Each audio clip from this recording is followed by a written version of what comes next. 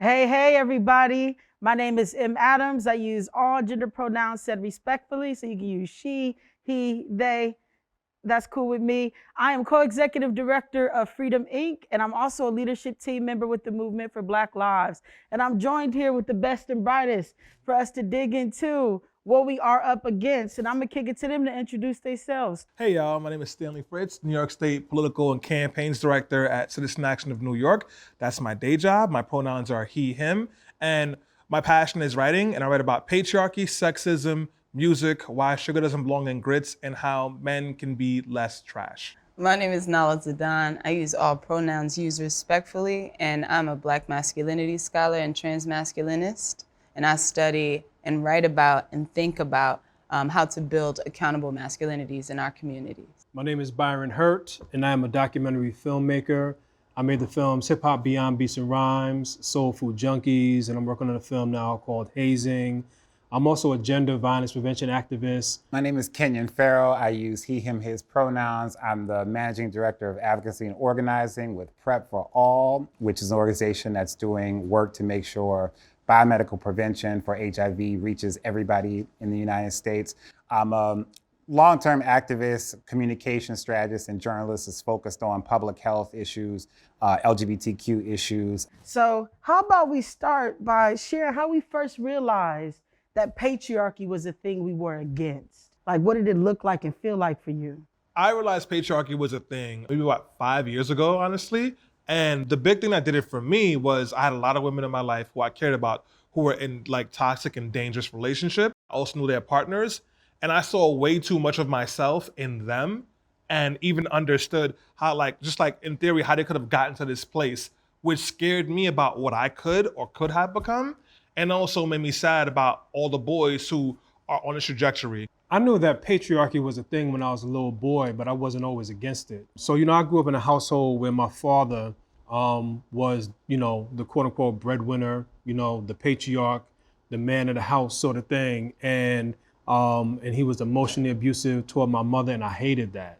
Like, it really hurt me as a young boy. I remember one day I was in the bathroom with my mother when I was a little boy, and my mother and my father had just had an argument, and he ended it by saying, I said that's it.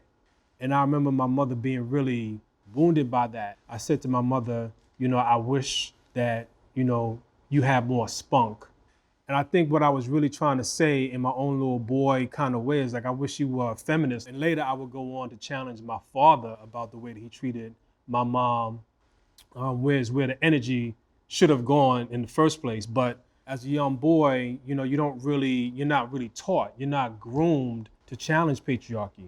I love that, because I had a similar experience as well, where I recognized my masculinity very young to be a very organically developing experience, its own language in my own body, but one that was still supposed to be limited to how my father could control it. Oftentimes that meant coming up against his word, and then recognizing my own rebellion to it. It's like, actually, the power that you are trying to hold over my head is rooted in fear. Like, you want me to know that there are consequences to your, based on your physical strength over me.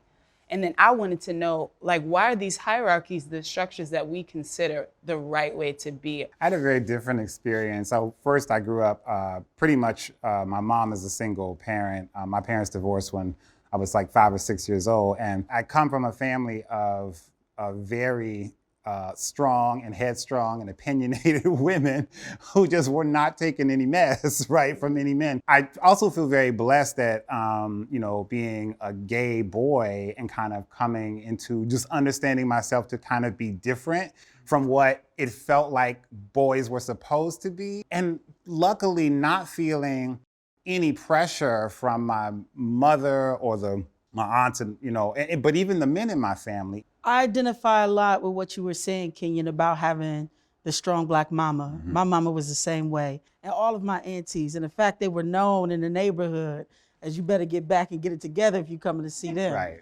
What was also true is my family, like me and my siblings and my mother, were also paying the consequence for my father. Mm. Right? So my father was locked up many years And before he was locked up, he had all of these different families.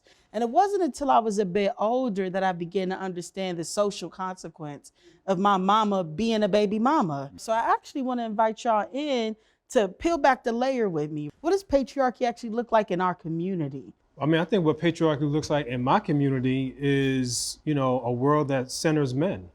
I mean, that centers cisgendered men more specifically, where, you know, all of the issues that affect us as a community start pretty much with how they affect Black men first.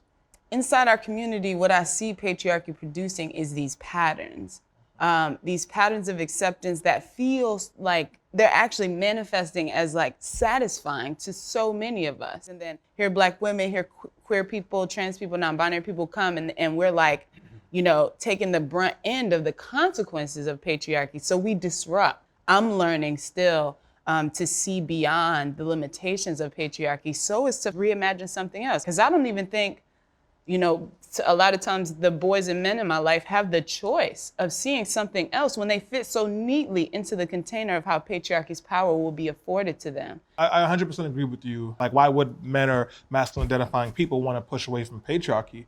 But then patriarchy also holds, like, I think masculine identifying people, men and boys, hostage.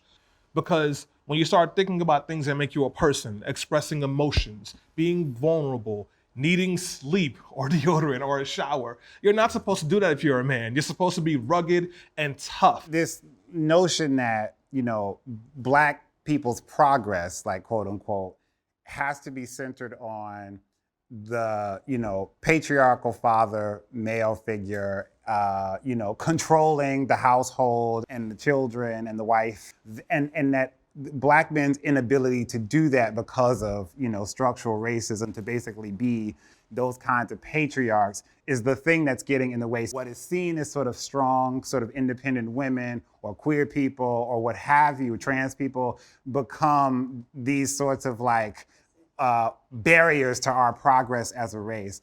And so many of my own personal experiences with patriarchy mirrored the same stories from women. So at the point at which I began to hit puberty and like walk through the neighborhood, I started to get a whole lot of attention from older Black men. And I have been followed as a child in malls, on the street, in cars, all that kind of stuff. Now, when I talk to, you know, groups of men about patriarchy, I talk about the nature of policing and the kind of being stopped and searched. When you really get to it, lots of men will talk about in those experiences feelings of sexual violation. Then when I talk about, okay, being followed, you know, down the street or stopped at 14 or 15, 16 years old or whatever by men, and that is the experience of so many obviously trans folks and cis women as well, it begins to open a space for them to then begin to think about their own sense of vulnerability.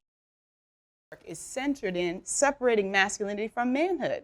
Like, we need to talk about how even toxic masculinity culture inside of, you know, talking about patriarchy is specific to how cisgender heterosexual men have abused power. We are not talking about masculinity in women. We're not talking about masculinity in trans folks, non-binary people. We are talking about a specific origin and legacy of abusive power that comes from a particular source. Patriarchy is everywhere, and it's happening all the time. And what we're saying is that people need to join the fight to do something about it. And what we also see is that the people doing the harm, doing the violence, it can often be people who we care about. So how do we actually hold them accountable? So these are hurt people who are now hurting people. And we have to remember that like a lot of this is grounded in harm, and we have to figure out a way to do harm reduction. So you want to show up with love and understanding and give space for people to be able to redeem themselves and see the harm that they've done and want to be accountable. Having said that, there is a universe for some people where like that space can't be held because they don't have the range to step into that gracious space. And when that happens, I think it is also important, particularly for cis het men, to step up. And you need to make sure that the folks who are creating a harmful space feel very unsafe to do that. I guess my question would be, is the goal to use fear as the tool? Accountability What it looks like inside of, patriarchy or even masculinity is owning your position first and foremost. Like when you go into any given moment, where are you powerful and where could you potentially be harmed? What does right relationship take? How do we get back to a place where the two of us can be whole humans inside of moving about the world? It's about kind of drawing the line where the line actually needs to be drawn, but also not saying that you're garbage or worthless or another, something to be discarded. I sometimes question whether the kind of attack and vitriol that some of us do from a place of wanting to kind of challenge where we see patriarchy actually just reproduces it with a different set of language. It's like a lot of hashtag solidarity stuff I just don't do. It's because I actually see, Black women and, including trans women as actual people and allies that I'm in community with. And I really think about what I'm doing and in my actual life, whatever kind of privilege I have and power I have, like, am I hiring Black women to do it or Black trans women to do it? What are the ways in which I can actually bring my resource to the table to support and help, in that relationship? Accountability requires relationship. It needs to be a tailored process around each thing. And what's hard is we don't have enough people trying to practice, that kind of community praxis. And we have so much harm to deal with. We are people who believe in transformative justice, right? Especially for Black folks. We want our people to become different and build a different world. And we're also around this table as serious people who are drawing lines in the sand. We're saying no more murders to Black trans women. We're saying no more rape, no more sexual violence, no more just jumping on people, no more homophobia, no more beating your partner, no more, no more, no more. So we're also willing to take what could be an unpopular position. So when I think about my metric for was this successful, was this transformational, was it effective, and did it happen soon enough? I think about survivors. And so I am going to destroy the prison industrial complex, yes. And I am not going to allow another death and murder of a trans woman in the process. What is on the other side if we win, right? So what does it actually mean for us to build a feminist future? It would look like a beautiful thing, first of all. First of all, who would you be if you were allowed to walk into your full self, right? Without having to, perform something that you think is going to keep you safe. When I was a young boy growing up, all the way through young adulthood and, at times even struggle with today is being too invested in how other men perceive my masculinity. Whether or not they see me as being strong, it really polices you, right? It polices your body, it polices your mind, it polices your emotions. So there are so many different reasons why we should divest in patriarchy, because it leads to healthier, more holistic lives as human beings, right? And I think there would be like a significant reduction of harm in the world. Like, I was emotionally stunted for a long time, and I was not able to kind of like be able to read and see the things that I was going through and know that I was hurting or I was in pain. And because I couldn't see it for myself, I couldn't see it in others. And a world beyond patriarchy on the other side, honestly, is a world where we actually get to know ourselves and who we are and what we want and what we need. As a masculine person who is not a man, I want to know that my masculinity manifests in a way that doesn't have to be centered in the rigidity of an abusive power dynamic. That was one of the reasons why I think that men should spend time and be in conversation with non-male masculine people. Because we have had to fight through those things to be the evidence of love's possibilities. I love engaging healthy relationships with men. I wish I had more, but the ones I do have proven to me that there is another side to patriarchy and that there's nuance inside of what a man is. And that's when I started to soften into what else is there and what is the path to getting there. Thank you to those who are watching. You know what we are up against. I'm here with the homies. We got Nalo, Stanley, and Byron, and Kenyon. Join the movement.